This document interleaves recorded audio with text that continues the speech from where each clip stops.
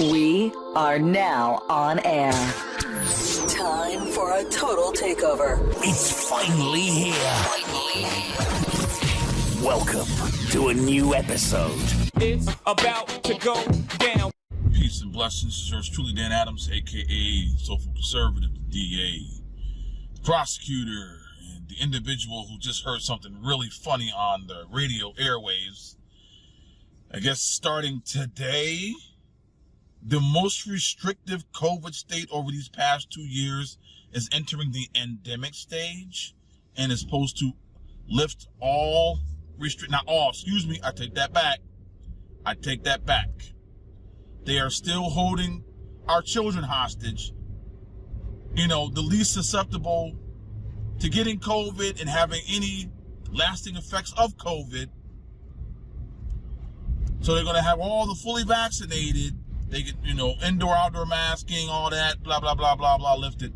But they're going to continue to mask our children for the month of March in California.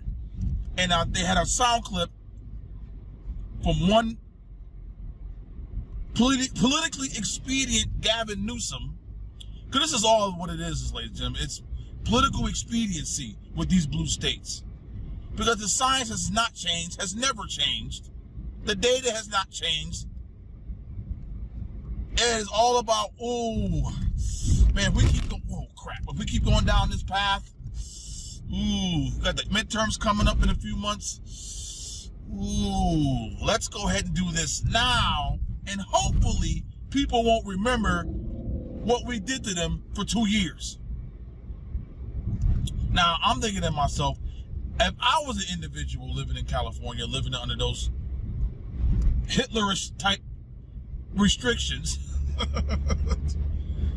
you think I wouldn't forget regardless, but you think I'm going to forget what you put me through? Shut down my business, kept our kids out of school. To this date, I weep for that woman, owner of a restaurant, who during that, it was not early in the pandemic, I'm trying to think, was it the summer of 2020? I have to go back and look and see.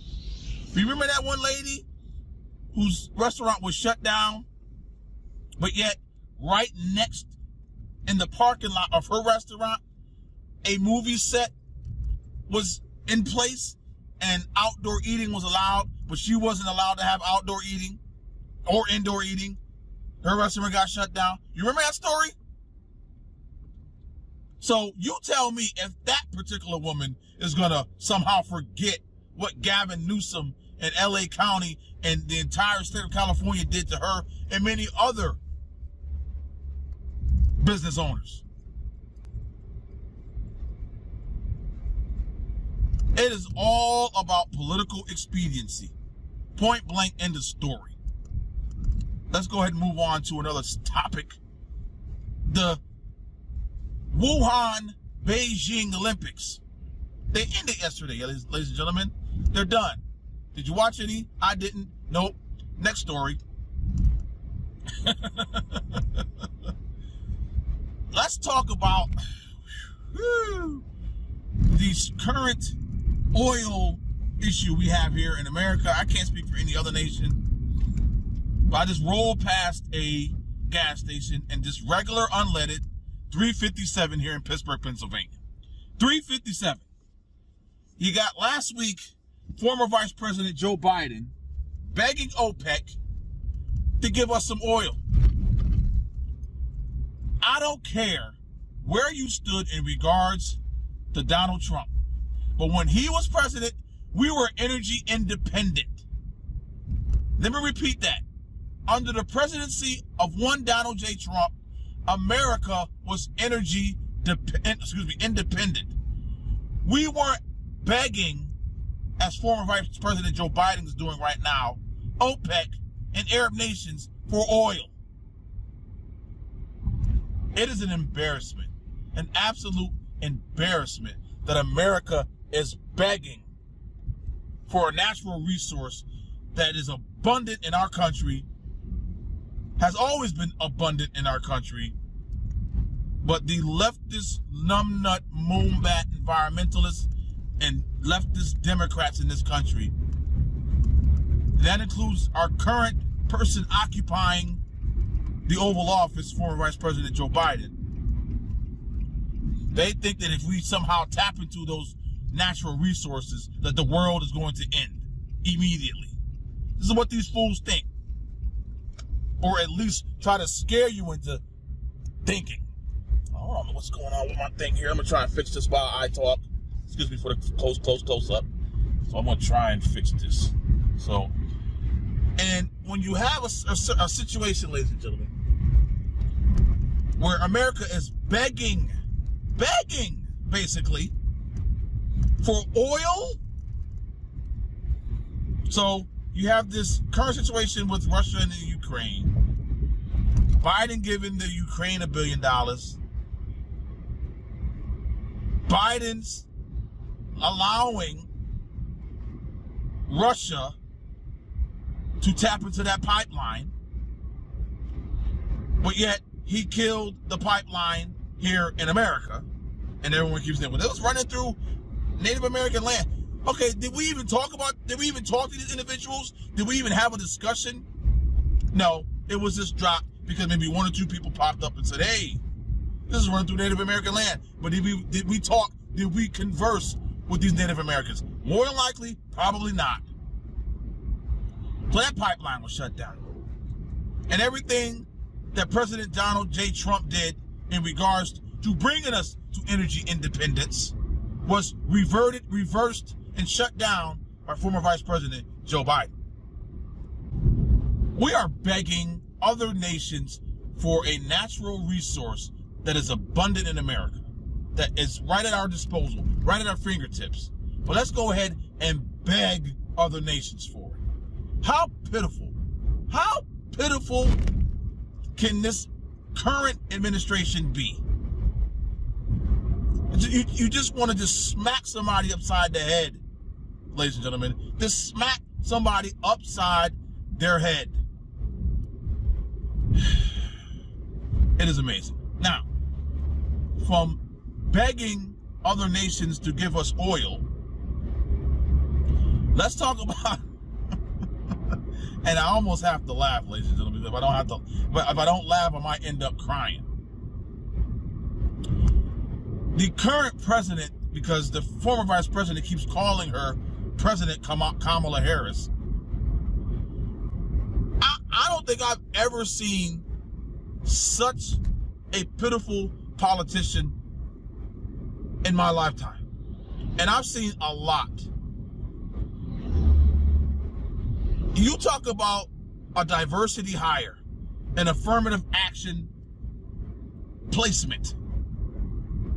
And she's not black, she's Jamaican. Jamaicans don't see themselves as black, number one. And Indian. Her father Indian? No, her mother Indian? I don't know which one. Flip-flop.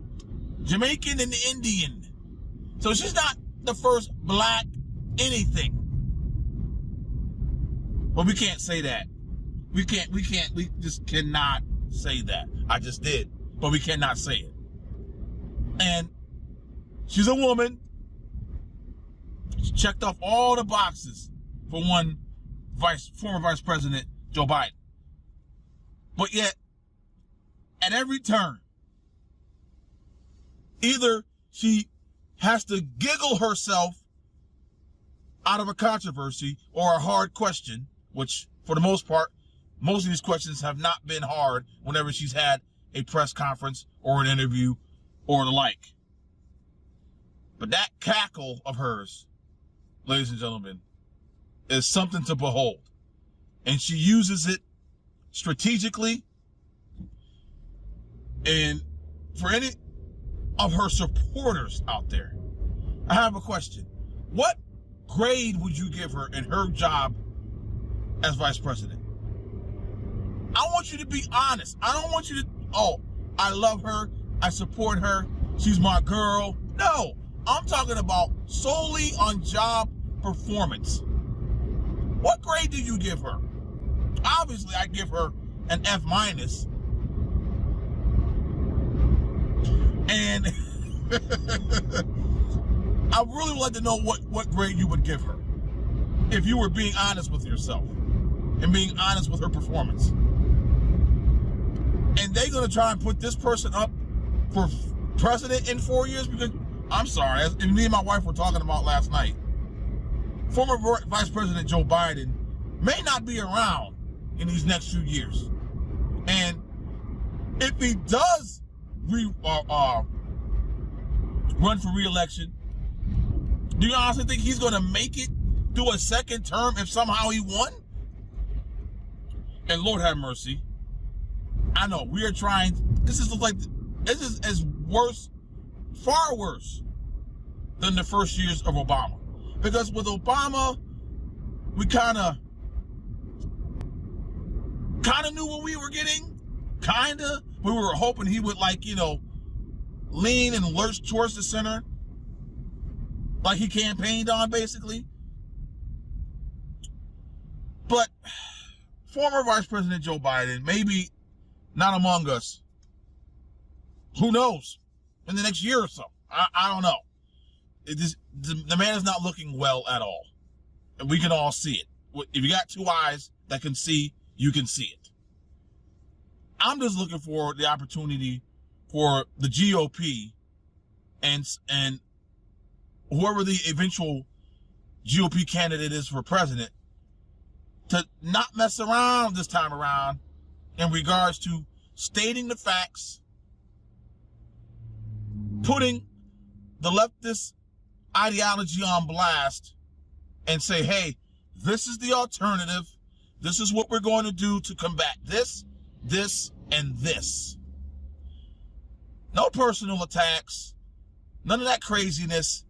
Just state the facts, state your vision, and keep it moving. Period. Now, if someone comes at you with a personal attack, then of course you clap back. But keep it focused. Keep the message on point. Keep it between these two lines here. And if someone comes at you personally, you have every right to attack them back. I just hope, ladies and gentlemen, and pray that the candidate that comes forth for the GOP is one of valor, bravery, and most of all, competency. Not someone that is currently residing and has the title of President of the United States, former Vice President Joe Biden, who can't and won't answer questions, can't and won't pivot, knowing that every policy that he has put in place, every edict,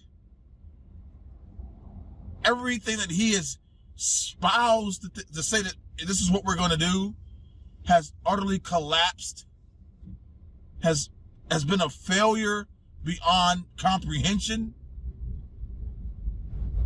I just hope one day, ladies and gentlemen, that these individuals, left, right, center, agnostic. People always say to me, Dan, you say that you would talk to somebody on the left and have a conversation. Yeah, I would. I'm that type of guy. They're not going to change my mind, but at least a dialogue can happen to maybe either we can come to an agreement on something, or at least leave the conversation cordial, respectful, and not have the political landscape be the way it is right now. I'm not afraid of that. I'm not scared to say that. And for those who think that, oh, Dan, you must be out of your mind, then I must be out of my mind then. But that's just how I roll. I'm not afraid to talk to anybody, period. I'm not afraid to converse with anybody. Unless it's someone who I can't stand and wants, ill will towards me, then that's a different story. But if it's just some person I don't know and we're politically on the opposite ends of the spectrum, yeah, let's chop it up. Now, with that said, And with the midterms coming up in March, April, May, June, July, August, September, October, November, 9 months. Back in the day, we count on the fingers. 9 months, ladies and gentlemen. And I'm telling you right now, just because these blue states, as I stated at the beginning, just because these blue states are lifting COVID restrictions now, you better not forget what they put you through for 2 years. For 2 years, they took away livelihoods, businesses, your child's education, sanity, and everything else. Do not forget come November. Because if one whiff of another variant comes around, you know they can flip the switch and put all those restrictions back into place because they're idiots. And we're back to almost square one with you wearing a mask, having to have your COVID papers, and such. So I hope, ladies and gentlemen, I hope that it doesn't get to that point. Didn't want to end on COVID, but there you go. So, ladies and gentlemen, I'm going to bring you the clip blitz, as I call it, for this manic Monday morning. This mundane morning is sure is Monday, hitting it now. All right, ladies and gentlemen, may God continue to bless you and yours. May He keep you and your family safe. Until next time, God bless. Peace. Welcome back. Oil prices this morning are pulling back, still well above $93 a barrel. But the news that Russia's foreign ministry is returning some troops on the Ukraine border certainly moved markets this morning. They are moving some troops back to their bases after military exercises. Oil hitting the highest level since September 2014 yesterday. Analysts have been warning of a Russian invasion of Ukraine could easily send prices well above $100 a barrel. But even before this conflict, Goldman Sachs and others were predicting $100 and $150 a barrel oil. Opus Energy Analysis global head Tom Kloza is with us this morning to talk more about that. Tom, great to see you. Where do you think oil goes from here? I think it goes higher, Maria. I mean, today is a break, and we're going to enjoy a little bit of an interlude here. But, you know, that $100 number and some of those prophecies from Wall Street about 125 or 150, it's like putting out a box that says, don't look under this box. We're going to get there. And the problem is, and this is really what's been exacerbated by Russia and the Ukraine with the billion-dollar games of footsie, is there aren't people willing to sell into this market as high as it goes. Yeah. So we're going higher in the next few months, without question. So is this a demand or a supply story, Tom? I know that the economy is doing well, despite the fact that we have some runaway inflation right now. But do you think this is more about supplies? The administration killing the XL pipeline. What is behind this move? It is about supply, but not the XL or the Keystone. It's about basically things like the Russians not being able to pump as much as they promised, and a number of other OPEC plus alliance countries not being able to as well.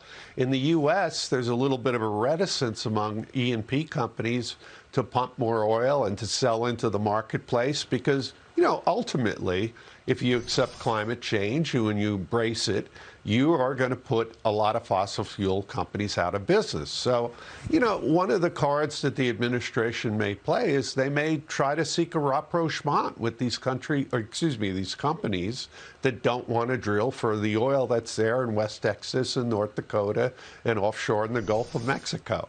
The energy transition is going to happen, but it's going to be painful. Well, they are getting, you know, leadership from the highest levels to pivot their businesses and go toward fossil fuel alternatives. Meanwhile, the price at the pump soaring across the country. Tom, in the next 48 hours, you say we will see California reach its highest level ever on gasoline. Today, it's $4.71 a gallon for regular gasoline. That's a record high already. California previously hit the average price last November. So what are you expecting? Well, California is kind of a poster child for what we're going to see in the rest of the country. We will see it hit the all-time record maybe within the next day, and I suspect we'll see $5 a gallon gasoline as an average there as well. It's a place where we've rationalized, kind of a word for cutting U.S. refining. And it's also got about $1.35 in taxes and carbon charges. So what happens in California may come to the rest of the country to a certain extent. I think the rest of the country, we'd see $4 a gallon for gasoline at some point, maybe not forever. And we see it for diesel, which is really where it can haunt and be punitive to inflation, because every nook and cranny is impacted by the cost of diesel and the cost of moving things around the country. All right. We will leave it there. Tom, it's great to see you this morning. Thank you so much. Thanks, Maria. Nice to be with you. Look, you've just compared people who may have donated to this to the same people who are funding maybe a terrorist. I just want to be clear here, sir. This is really important. A lot of folks says, look, I just don't like your vaccine mandates and I donated to this. Now it's illegal. Should I be worried that the bank can freeze my account? What's your answer to that? Well, I think if you are a member of a pro-Trump movement who's donating hundreds of thousands of dollars and millions of dollars to this kind of thing, then you ought to be worried. It is my distinct privilege and honor to be able to sign Senate Bill 739 into law in the Commonwealth of Virginia.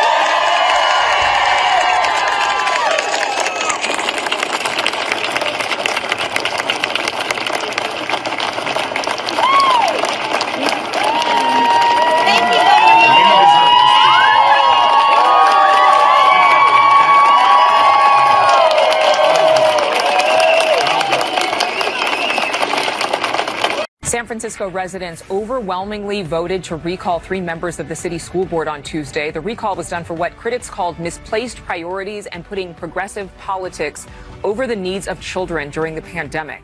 Replacements will be appointed to serve until another election in November.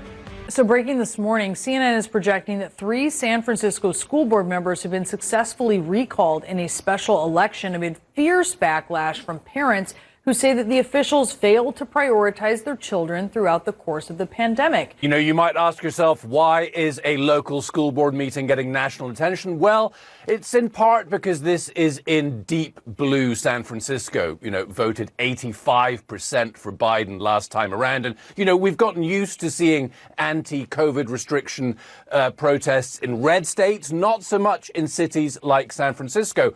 And COVID restrictions are at the heart of this. We're going to turn now to a developing story out of San Francisco, where voters last night ousted 3 members of its Board of Education in a landslide recall election. This is a huge story. Yeah, politically, nationwide, this is a huge story. The recall of each member was supported by more than 70% of voters. Critics accused them of putting progressive politics over priorities like the pandemic. For example, the board was criticized for trying to rename schools when many parents... Including schools named after Abraham Lincoln and Dianne Feinstein. And this is when many parents wanted to focus on the reopening of schools. Some of the schools targeted were named after Abraham Lincoln, as Joe said, George Washington, Thomas Jefferson, and even longtime U.S. Senator Dianne Feinstein.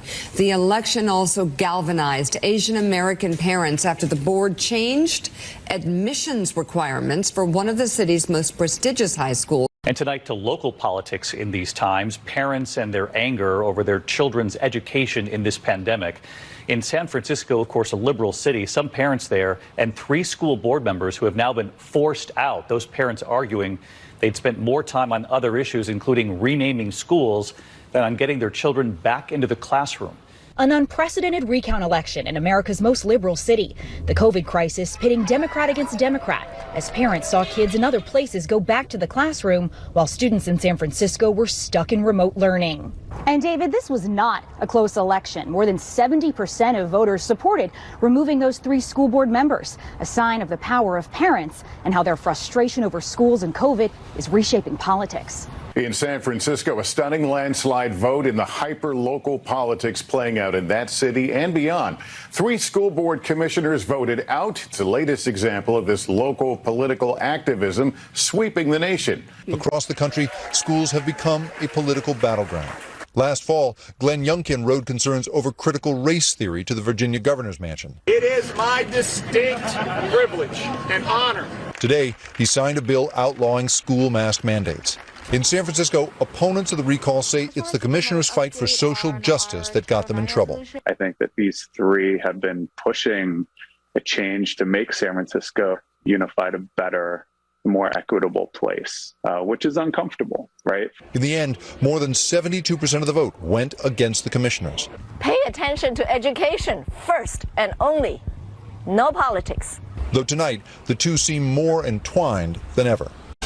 All across the West for 2 years now, you've seen institutions, governments, schools, companies punish anyone who dares ask the most basic questions about our response to coronavirus, or even ask questions about the virus itself. Shut up, they explained. Here's the most recent example, and it's an amazing one. Levi's, the company that makes the jeans and has for 150 years in San Francisco, has just forced out one of its senior executives for criticizing school shutdowns and mask mandates, an opinion that's held by millions of reasonable people. Jennifer Say was for a long time the brand president at Levi's. She's a former gymnast for Team USA. Now, upon leaving, the company offered $1 million in severance to be quiet about what had happened to her, but she refused. And tonight she joins us. Jennifer Say, we are grateful to have you on the show tonight. Thank you. Thank you for having me, Tucker. So anyone who comes on this show, I always think of as brave, but anyone who turns down $1 million to be quiet is deeply principled. Tell us why you took the stand that you did and why you turned down the money.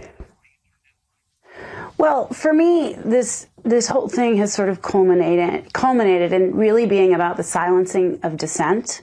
Yes. And really not being allowed to hold a viewpoint that is outside, whatever the mainstream narrative is, the orthodoxy. And I was very outspoken that closed schools were harming children in my city, San Francisco, and in cities across the country. And that seemed like a very sensible position to me. It seems folks agree with that now. But it was unacceptable. And I have to be able to say that. I don't think schools would be open if parents like me weren't saying that all along. And so it's a broader issue in the culture. This is not a Levi's issue. It's not specific to Levi's, the silencing of dissent. It's certainly not. But, it's easy to say, well, this is bad and I'm against it, but here's $1 million. Just be quiet like everyone else is. I mean, you must really mean it.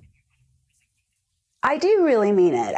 It goes against everything in my entire being. And it's not to say it wasn't tempting. I mean, I'm human. That's a lot of security for my family. But I had persisted for 2 years in continuing to speak out on this subject because I care about kids. And then to agree to stay silent at the last minute because of money just felt so unacceptable and just gross to me and in violation of everything I said I stood for. Man, I hope that in some deep and eternal sense you're rewarded for what you did, because it's such a virtuous thing to do, I think. So I agree, it's not about Levi's. A lot of companies do this. But since you worked for Levi's for so long, I'm interested to know why it was unacceptable to express a very mainstream opinion and why they were so intent on your not talking about this that they offered you all this money to be quiet. Why do you think? Well, and I will say I do find it particularly egregious from Levi's, which is this brand that's about rugged individualism and using your voice. I had led a whole campaign that we called Use Your Voice. It wasn't partisan. It was really meant to inspire others to speak up, not on a particular subject.